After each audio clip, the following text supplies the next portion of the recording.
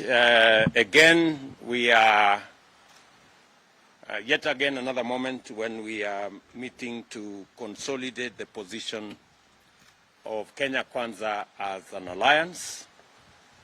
Our good brother, the current governor of Samburu County, Moses Kasaine Lenolkulal, who was our candidate for senator in Samburu County after extensive consultations and in the spirit of putting together a team in Samburu County, and so that we can benefit from synergy and people working together. I want to congratulate my good brother Moses Kasaine for making the decision to step down and allow our other brother Lelegwe, the current senator of Samburu County, to defend his seat on a UDA ticket. I want to thank him. Moses has served his 2 terms as governor of Samburu County. He has acquired extensive experience, and I have requested him to support my presidential team in Nairobi and the Kenya Kwanza Alliance in working for our presidential team, and we will use his extensive experience as a former governor of Samburu in all the areas that we will need of governance and other areas. And I want to welcome my good brother Moses Kasaine to the presidential campaign team. He will be working with our good friend Josephat Nanok, who is the Director General of our presidential campaign team, and all the other members that are in that team. The party leader of Ford Kenya, the Honorable Moses Wetangula, who has been a colleague of Lelegwe, must be a very happy man, because his colleague now will have less competition. But I want to say that Moses Lenolkulal brings wealth of experience and expertise into the presidential campaign team and into the Kenya Kwanza fraternity. Again, as members of the Kenya Kwanza fraternity, we welcome you, Moses, into our setup and our team.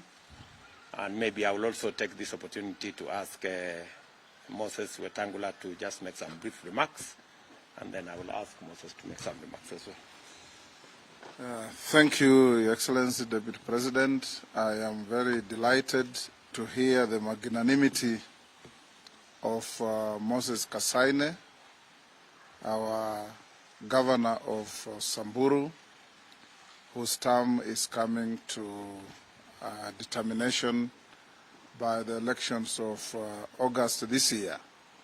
I can confirm without any fear of contradiction that the serving senator of Samburu, Lelegwe, is a very illustrious and industrious gentleman.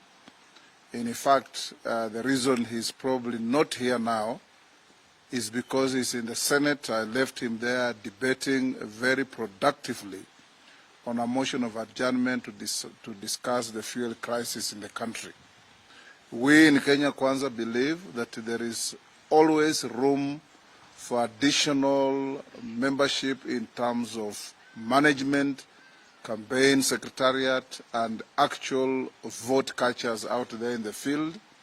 And we encourage people, particularly those of the expertise and experience of Moses here, to be part of the value addition to our campaign process. And when you see such things happen, we keep on encouraging Kenyans who are in the majority, as we know, supporting Kenya Kwanza, that you have not made your choices in vain, that you are part of the exciting moment that is going to change Kenya's political history, and that you are going to be part of the people's government that is coming on the 9th of August. So Moses, Your Excellency Governor, I want to thank you for your magnanimity, for your selflessness, and for being able to make a decision that brings us closer to each other than puts us apart from each other.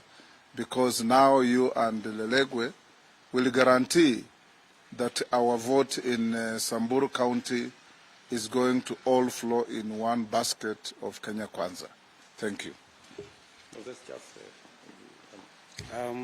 Just briefly, I wish to appreciate my brother, my long-time friend, His Excellency the Deputy President. We've had an extensive discussion, and we've reached a mutual ground, and I'm ready to fully support him in his presidential ambition to work towards delivering Samburu. And going forward, I'm glad and happy to join the presidential campaign team for my brother. And I think with that commitment, we are sure to work together going forward. And we are quite hopeful. And God willing, we'll have to deliver effectively. Thank you very much. Good. Thank you. Well done, Moses.